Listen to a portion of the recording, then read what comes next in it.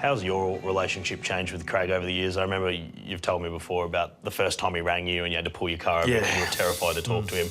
How much has it changed over that time? It's gone from me being super scared of him to me not being afraid to get stuck into him about things. And we have a really good relationship now where he can, you know, he throws a lot of banter at me as well. Some stuff I can't say on here, but there's a really good relationship there as well. And even, I guess, away from footy as well on a personal level. You know I can go to him for anything, if anything off the field or if I'm dealing with anything, he's probably one of the first guys I would go to, and he doesn't really care. So, yeah, I'm really happy where we are. So, yeah, and hopefully he doesn't leave soon. Right, let's talk about your rugby league journey and how you even got to the Melbourne Storm. A Wellington kid. Yep. Played rugby union. Yep. Didn't want to come to Australia, didn't want to play rugby league. No. In Wellington, my auntie and my uncle, my cousins, they were a big rugby league family. They were the only ones that played rugby league in New Zealand. I mean, in Wellington, out of our family, we all were union and all loved union. And I remember my auntie, she actually just got me to play a few games. Had to play up because there was no one in my grade, so there was playing against these big boys and hated it. And my cousins were playing and all that, so I wasn't really keen, but I got to do that, and I guess, you know, started to enjoy it a little bit more. And then my mum moved to the Gold Coast actually, and ended up at rugby league school, Palm Beach Currumbin, and the greatest school on earth. And then, had to play rugby league. When I went over there, I actually wanted to play union, but there was just none there at that time or in that area. And being a sport excellence school, Palm Beach rugby league was there, and I thought I'd give it a crack, and I'm thankful that I did, I guess. You were in the Roosters system when you were younger. Yeah, played SG ball for the Roosters while I was at PBC. That was pretty cool. Flew down every weekend to play. I think I got Friday off school, so I was cheering. Was going to sign on longer term, but I just didn't want to leave the Gold Coast, so stayed with the Titans. Stayed with the Titans, made your debut 2013. What do you remember from that game? Darwin? Right? Darwin, yeah. It was pretty crazy, actually. I remember myself and Heimel Hunt, we were both playing 20s at the time, and we both got caught up to, I think, a few injuries to a few of the boys in the first grade team. And I just remember now, I probably wasn't ready for NRL back then. It was sort of it all come too early. I was only 18. I probably wasn't there mentally or physically as a player, and yeah, I just wasn't really ready for my crack then. So the next 18 months, kind of what went wrong for you that you were debuting for the Titans and then without a contract? Yeah, I put that on myself. It was, like I said, I probably wasn't ready for NRL then. And then because it came so early, and I guess not easy, but it was so early, and, you know, I probably wasn't where I needed to be, like I said, physically and mentally, and probably just took it for granted a bit, and got complacent, thought, you know, I didn't have to work that hard to get this, so, you know, I don't need to keep working hard. It's just going to come easy, and found out the hard way that's not the case. You know, you can't just rock up and, you know, not work hard and then expect to be, you know, playing NRL every week. You know, I went up to Townsville after that stint with the Titans, and, you know, really found my joy for footy again up there. It was a case of getting out of your comfort zone? Yeah, it was a bit of a push from a manager and, you know, the people around me, just to say, you know, go up there, sort of grow up, I guess.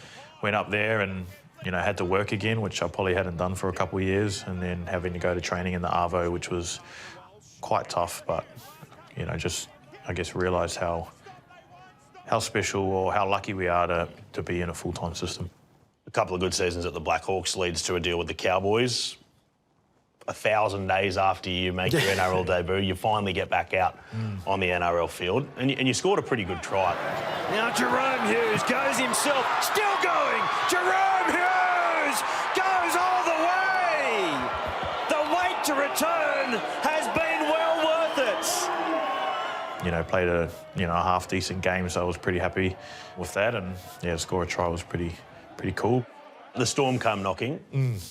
But you never thought you'd actually play for the Melbourne Storm. Yeah, when Storm come knocking, at first I was not really that keen. I don't really want to go there. Obviously, look at the players they got. There's no real opportunity there. But once my manager, we sort of spoke about it, and just had more thought about it, and, you know, just go down there, learn as much as I can off, you know, Smithy, Coops, Slatsy was here, Craig was here, and I thought to myself, go down there, learn as much as I can, and then maybe go play somewhere else, go get an opportunity somewhere else, because I was looking at that team back then, and my first year was 2017 when we won the comp, and you know, there was no way I thought I'd be able to squeeze myself in that team in the next, 2 to 3 years. So you join in 17, they win the comp, but you didn't get to go to the grand final, did you? No, I just broke my foot playing Q Cup actually.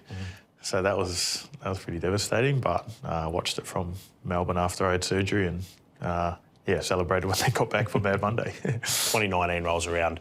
Billy's gone. Was it Scott Drinkwater was in the box seat to get the fullback spot, right? And then he does a peck in the last trial. He's chasing. It's good chase. Kahu wraps it up. I tell you what. He might have injured himself as well there. Hasn't got up.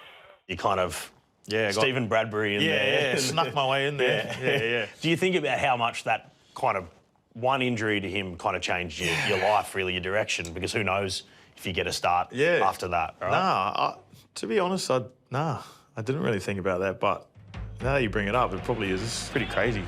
Now Munster, Hughes holding it up, trying to reach out and get there, and he did. Making a name for himself in game 3 of his career, 3 games in 4 years. And he's there as a 22-year-old scoring for Melbourne. At what point did you worry, like, oh, this Pappenhausen kid might take my spot, like he's playing that irresistible at the moment? And you were playing well, but he was on fire. No, I started really well and the coaches were really happy with me, so I was pretty stoked. And then probably was the Parramatta game, I think, Magic Round, where he burst on the scene. I can't remember it because I got knocked out, and then that's why he come on. And now the ball, away they go again. Pappenhausen! Oh, this is a dream! Ryan Pappenhausen! We better all learn to spell this kid's name. I sort of knew from there that, he was probably the better fullback than I was, and they started playing him off the bench. And to be fair, like, I appreciate Craig because he kept me in there because I wasn't doing anything wrong, but I felt like it was always going to happen. Worked out all right, but you go to the halves. The following year, you guys win a premiership. But I know so much happened in 2020. How do you kind of sum up that year? Sort of happy and a sad year, to be fair. Like we had it pretty well as a group. We moved up to Twin Waters up there in the Sunshine Coast, and we were still able to play rugby league and still work and train. And probably the only thing was just not having the family there was tough, but that was out of our control. But to ring them straight after was pretty cool.